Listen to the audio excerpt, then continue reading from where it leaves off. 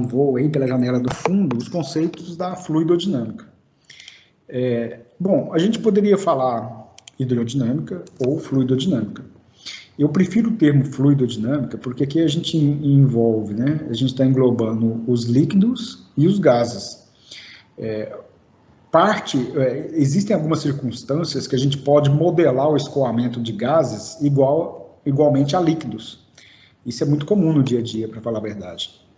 Então, eu vou usar o termo fluidodinâmica, mas nós vamos contextualizar muito mais no conceito de fluido e, obviamente, o nosso fluido mais comum que a gente tem utilizado é a água. Tá? Bom, então, a fluidodinâmica, o próprio nome sugere, né, que a gente vai estudar o movimento do fluido, ou estudar o fluido em movimento. E por que isso é importante? No dia a dia nosso de engenheiro, independente de qual área de engenharia, civil, elétrica, mecânica, produção, ambiental, a gente vai se deparar com alguns equipamentos que são comuns a todos. Por exemplo, uma simples bomba d'água, né? Então aqui eu tenho uma bomba d'água e o que essa bomba faz? Ela retira a água que está parada em um determinado poço, um determinado reservatório, e vai deslocar essa massa de água para um outro reservatório. Então, o que a bomba faz é adicionar energia cinética ao fluido, ou seja, a função da bomba é adicionar energia ao escoamento do fluido, né, e, de certa forma, produzir movimento do fluido. Agora, lembrando do conceito que a energia a gente não cria, a gente transforma, né? Então, observa que essa bomba, nesse exemplo aqui, eu tenho um motor elétrico. Esse motor elétrico, então, o que ele faz? Ele pega energia elétrica e transforma em mecânica. O que a bomba d'água faz é transformar a energia mecânica em energia hidráulica. Então, ela transfere essa energia que está disponível no eixo do motor para o fluido, para o escoamento do fluido. Então, o fluido só escoa porque eu tenho uma certa transformação de energia elétrica e mecânica, mecânica em hidráulica. Então, poderia ser, ao invés de ser, na verdade, motor elétrico, poderia ser, por exemplo, um motor a combustão, um motor diesel, né, que é muito comum. Então, mas, ou seja, a fluidodinâmica é a base, né, para a gente aprender sobre funcionamento, especificação e dimensionamento de bombas, de compressores, também de tubulações. Oi, pode falar. Na questão do funcionamento da bomba aí, ela funciona, no caso, como um vácuo mesmo ou com rosca infinita? Depende do tipo de bomba. Essa bomba aqui é uma bomba centrífuga, né? Então, ela funciona com o princípio do vácuo, que a gente não vai falar de vácuo, mas de uma zona ou uma região de baixa pressão. O seu curso é qual? Produção. Produção. Então, a engenharia de produção, vocês vão estudar, eu não sei se está na grade, mas tem uma matéria que chama máquinas de fluxo, acho que vocês têm, mecânica eu tenho certeza que tem, que começa a estudar mais a fundo o funcionamento da bomba. O funcionamento da bomba aqui, se a gente pegar a bomba e colocar na vertical, ela vira um litificador. Já viu quando você põe um suco lá dentro do litificador, quando você liga, ele gera aquele redemoinho, e o fluido, ele se desloca pela periferia, então ele sobe e cria parece um tubo, né, de ar dentro, né, um cone de ar dentro do copo. Então, ali próximo da hélice, eu tenho uma região de baixa pressão, né, é onde o fluido ele entra. Então, a bomba, quando gira, aqui no rotor da bomba, bem no centro do rotor, ele cria uma zona de baixa pressão. Então, na verdade, ele não succiona a água. Apesar disso aqui a gente chamar de linha de sucção, o que acontece é o seguinte, a pressão atmosférica que está atuando lá no reservatório empurra a água para dentro da bomba, considerando que a pressão aqui no rotor da bomba, na entrada do rotor, é menor do que a pressão atmosférica. Tá? O que a bomba faz, por exemplo, já viu quando a gente tem gente que faz isso, né? Vai tirar gasolina de carro, não sei o que, pega a mangueirinha, põe lá dentro, põe na boca e puxa a gasolina ou a água, por exemplo, até ela começar a escoar e não para mais. O que a gente faz é isso, é criar uma região dentro da nossa boca, que é uma região de baixa pressão, né? Então, a pressão atmosférica empurra o fluido para dentro da tubulação. Então, o que a bomba faz é exatamente isso. Quando ela gira, ela cria aqui, pelo efeito Bernoulli, uma região de baixa pressão, a pressão atmosférica empurra a água aqui para dentro, a água, então, quando ela passa pelas pás do rotor, ela ganha dois tipos de energia que a gente vai ver.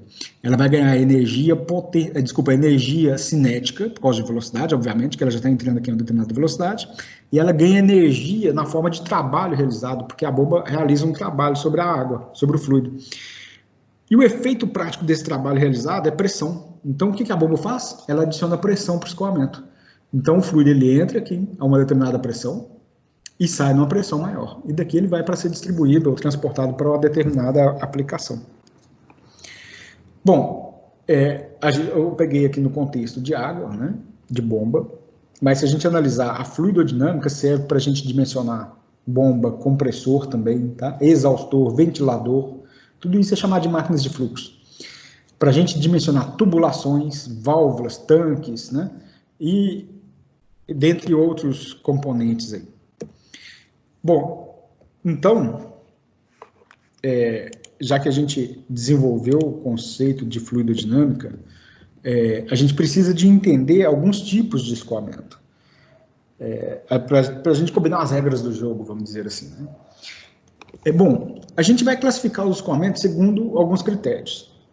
Um deles é se o escoamento ele é compreensível ou incompreensível.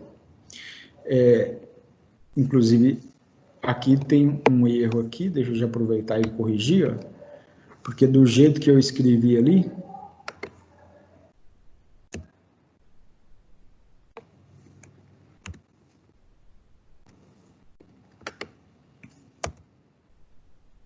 ok.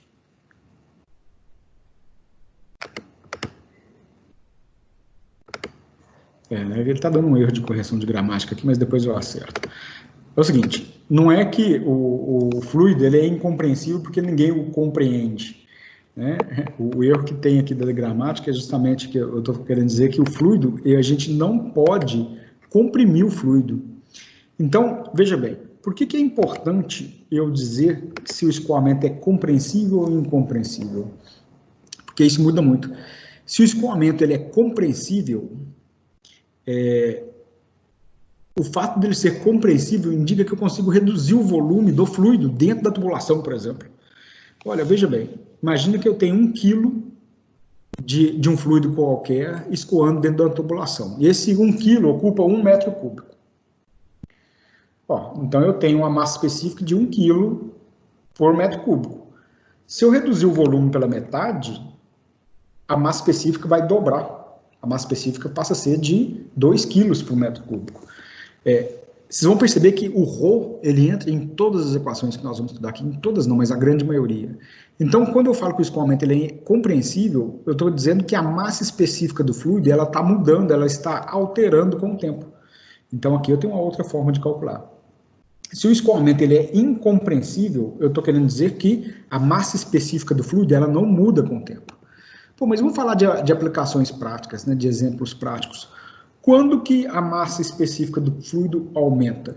Vou citar alguns exemplos, mas um exemplo muito comum é o seguinte, por exemplo, tem cidades que o carro ele roda, né, o combustível do carro é o gás natural veicular, o GNV.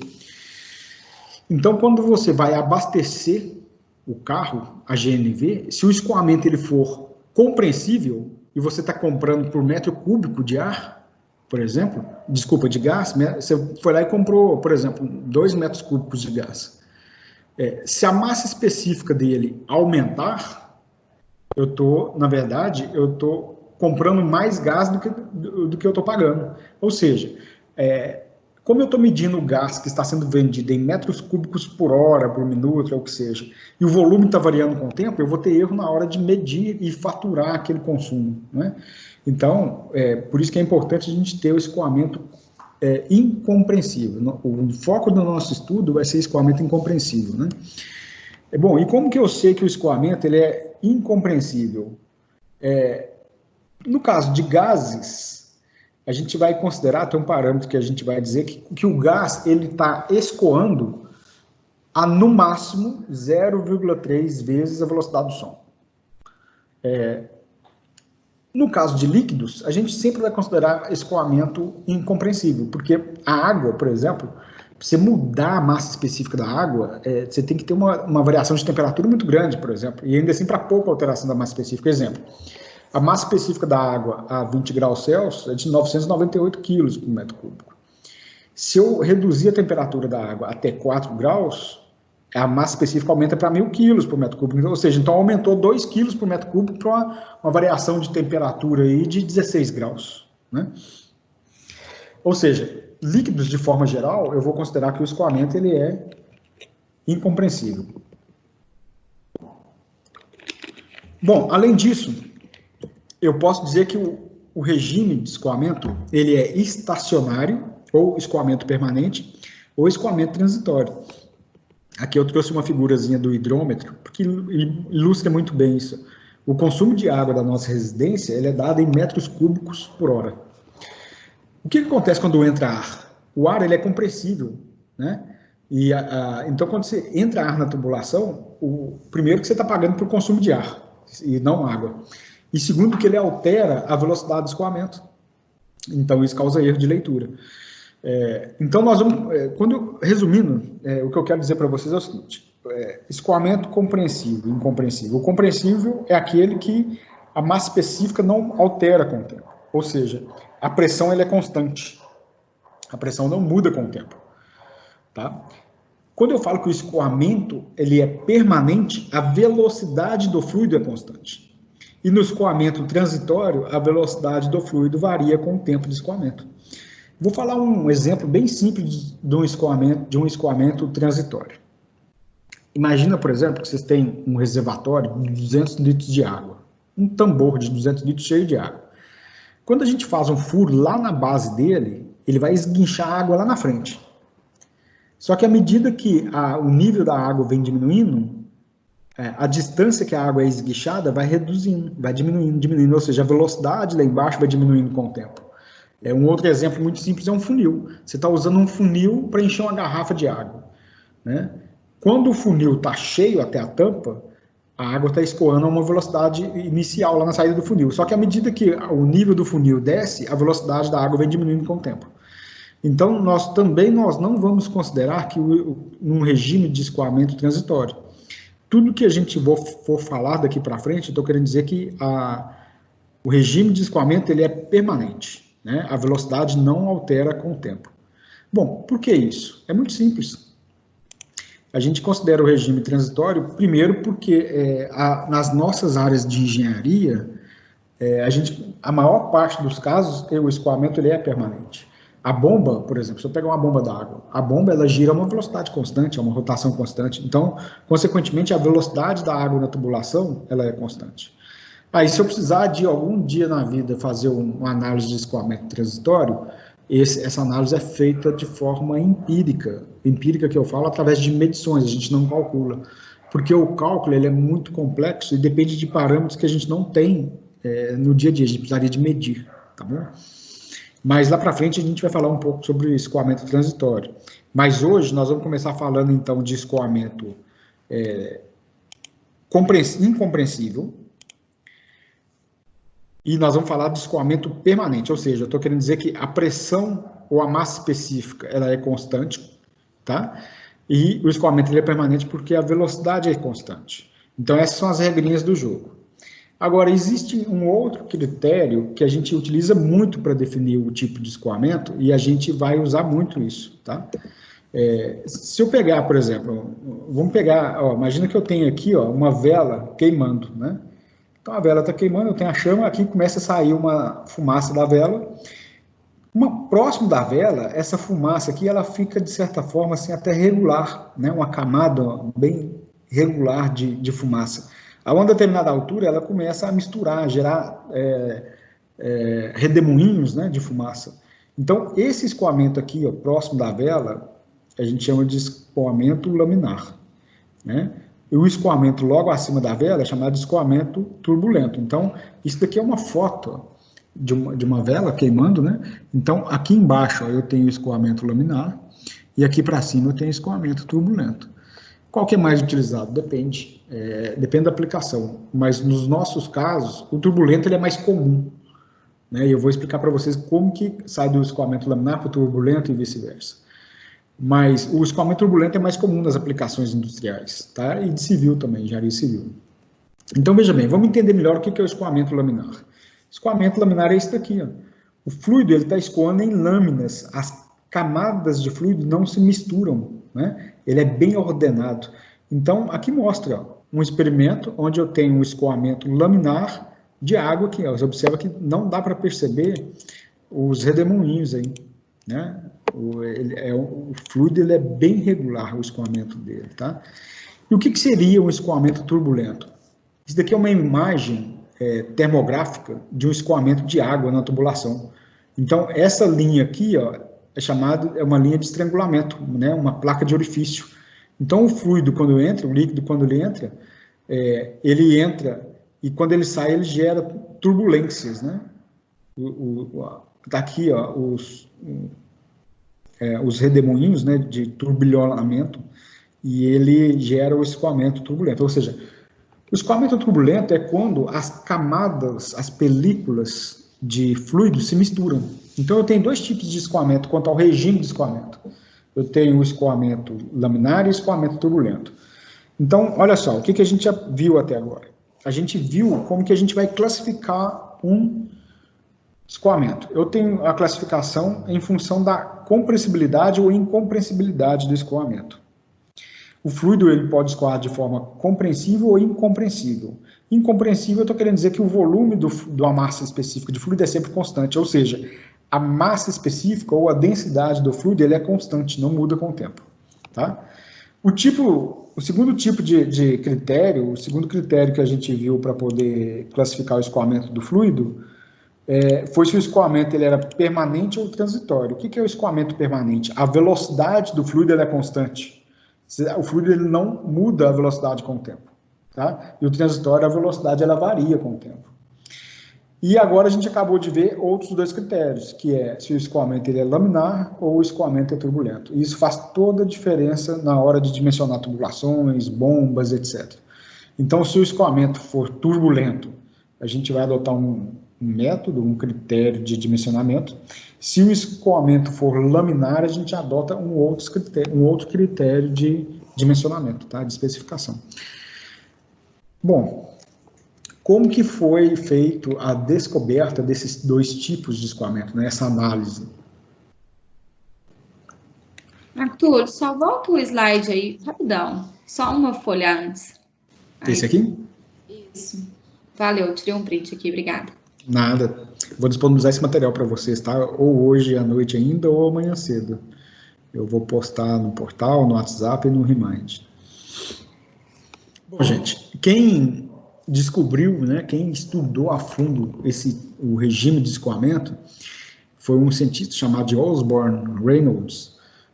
Isso há bastante tempo já, tá? E ele fez um experimento, né? Eu tentei achar uma foto mais moderna do experimento, achei essa foto mais antiga, esse desenho, né, mais antigo, que é o seguinte. O que o Reynolds fez? Ele pegou aqui uma calha e encheu de água, tá? E no centro dessa calha ele colocou uma tubulação com um corante, com uma tinta. Então, aqui, esse desenho, ele mostra o seguinte. Aqui eu tenho um reservatório cheio de água, aqui um registro. Quando ele abre o registro aqui, ó, a água que está dentro desse reservatório vai escoar por essa tubulação transparente de vidro. Aqui mostra o exemplo. Então, aqui eu tenho a calha, a tubulação, tá? E aqui, quando ele abre o registro, a água escoa aqui para baixo. Bom, só que ele tem um registro que ele solta um filete de tinta no centro dessa tubulação. Então, a água entra e a água se junta com esse filete de tinta. O que ele percebeu? Ele percebeu o seguinte, primeiro, à medida que ele ia aumentando, quando o registro aqui estava fechado até uma determinada abertura ou fechamento, aparecia uma película de tinta, uma camada de tinta muito bem definida entre as superfícies as camadas de água, né? Ou seja, a tinta não se misturava com a água.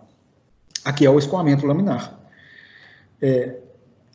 Só que à medida que ele ia abrindo a tubulação, o registro, ou seja, aumentando a vazão ou a velocidade do escoamento, chegava um ponto que a tinta começa a misturar com a água e vira escoamento turbulento, ou seja, a primeira camada de tinta que estava entrando na tubulação, ela começa a se misturar com as camadas de água, né? As camadas moleculares de água.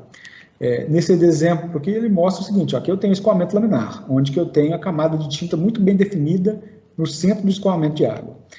Aqui embaixo, ele tem um escoamento que é chamado de turbulento, é quando a tinta mistura completamente com Oi, pode falar. Então, no caso, seria a pressão da vazão da água que faz essa diferença?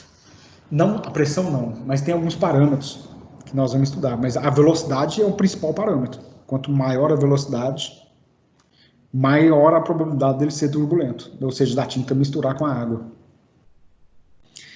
E existem outros parâmetros também que a gente vai entender, tá? O Reynolds, então, começou a fazer o quê? Ele começou a medir e tabelar todos esses parâmetros, tá? E ele chegou à conclusão seguinte: ele conseguiu identificar muito bem quando o regime de escoamento era laminar, em função desses parâmetros, e muito bem quando ele era turbulento, mas existe uma região, uma zona, que é chamada de transição, zona de transição, ou zona de escoamento indefinido, que para uma certa configuração de parâmetros, ele não sabe se o escoamento vai ser laminar ou turbulento. Ele está transitando de laminar para turbulento, então ele ainda pode ser laminar, ou ele já pode ser turbulento, tá? O Reynolds, ele começou então a relacionar todas as grandezas que ele estava analisando nesse experimento. E ele chegou a um número, que é chamado de número de Reynolds, tá? O número de Reynolds é calculado da seguinte forma: ρ, aqui é a massa específica do fluido, né, vezes a velocidade do escoamento do fluido, vezes o diâmetro da tubulação dividido por μ. O que é μ? μ é a viscosidade absoluta do fluido. Então, o número de Reynolds, ρ, VD sobre μ. Observa que o ρ e o μ é uma característica intrínseca do material, que a gente já estudou bastante o ρ. A viscosidade, eu já falei um pouco dela, mas agora a gente começa a aprofundar. Mas a viscosidade é uma medida de resistência ao escoamento, né? Eu lembro quando a gente estava falando de viscosidade, você tem um exemplo. Se você pegar um copo cheio de água e um copo cheio de mel e virar os dois ao mesmo tempo, a água vai escoar mais rápido do que o mel. Então, o mel ele é mais viscoso do que a água, né? Significa que ele oferece mais resistência ao escoamento. Então, o número de Reynolds é dado por essa equação. É ρ, VD sobre μ. ρ, massa específica, V, a velocidade do escoamento, D, o diâmetro da tubulação, e μ é a viscosidade do fluido em questão. O número de Reynolds ele é um número adimensional, né? Ele não tem unidade medida, porque quando eu faço essa conta, todas as unidades medidas se anulam aqui. Tá? Então, ele é um número puro, sem unidade medida, né? Um número adimensional, né? Bom, e qual que é o critério, então, para a gente saber se o escoamento ele é laminar ou turbulento? Se eu fizer essa conta e o número de Reynolds ele der acima de 4.000, maior ou igual a 4.000, com certeza o escoamento é turbulento. Se o resultado dessa conta for menor ou igual a 2.000, com certeza o escoamento é laminar. E entre 2.000 e 4.000, essa é chamada de região de transição. Não dá para saber se o escoamento é laminar ou ele é turbulento. Em algumas situações ele pode ser laminar, em outras situações ele pode ser turbulento, ou seja, de 2 a 4.000 ele pode ser tanto laminar quanto turbulento. É indefinível, a gente não consegue saber, né? Bom, então veja bem. É importante frisar que, no nosso caso, por exemplo, dimensionamento de bombas, ventiladores, compressores, tubulações hidráulicas, tanto industriais quanto residenciais, na área de engenharia civil, e até da engenharia ambiental também, né? A maioria dos escoamentos são turbulentos, devido à velocidade do escoamento, né? O número de Reynolds a gente usa bastante para dimensionar a perda de carga, que a gente vai estudar na sequência, né? Talvez aí com certeza nas próximas semanas. A perda de carga é um parâmetro muito importante para a gente dimensionar diâmetro de tubulação, dimensionar potência de bomba, potência de turbinas, e aí a gente vai aprofundar lá na frente. Ou seja, gente, resumindo, o que é o número de Reynolds? O número de Reynolds é um número que vai me falar se o escoamento é laminar ou turbulento, tá? A equação dele é ρVD sobre μ. A gente não vai preocupar com isso agora, porque hoje a gente não vai entrar no número de Reynolds, daqui uns dias a gente vai fazer essa conta. A gente precisa entender o conceito hoje. E conforme eu falei com vocês, se o número de Reynolds for menor do que 2.000, o escoamento é laminar. Se ele for maior do que 4.000, o escoamento é turbulento. Se ele for entre 2.000 e 4.000, é região de certeza ou escoamento transitório. Um esqueminha básico aqui que mostra o escoamento laminar, que o fluido ele escoa em camadas, e aqui o escoamento turbulento, onde o escoamento ele gera novelinhos, né, ou turbilhonamento, do fluido, ou turbilhões, né, vórtices, durante o escoamento. Ok, gente, então aqui nós já aprendemos tudo sobre classificação do escoamento. O escoamento ele pode ser compreensivo ou incompreensivo em função da variação da massa específica, ou seja, do volume dentro do fluido dentro do escoamento. Ele pode ser também, um escoamento, ele pode ser transitório ou permanente. O transitório é quando a velocidade do fluido ela varia com o tempo, e o escoamento permanente é quando a velocidade ela é constante no tempo, tá? E a gente viu que a gente tem a variação do escoamento, né, em função do seu regime de escoamento. Que eu tenho o regime de escoamento laminar e o turbulento, né, essencialmente são os dois. Tá? Eu tenho uma região onde eu não sei se quando que é laminar e quando que é turbulento. E o número de redes fala para nós quando que é laminar e quando que é turbulento. Ok?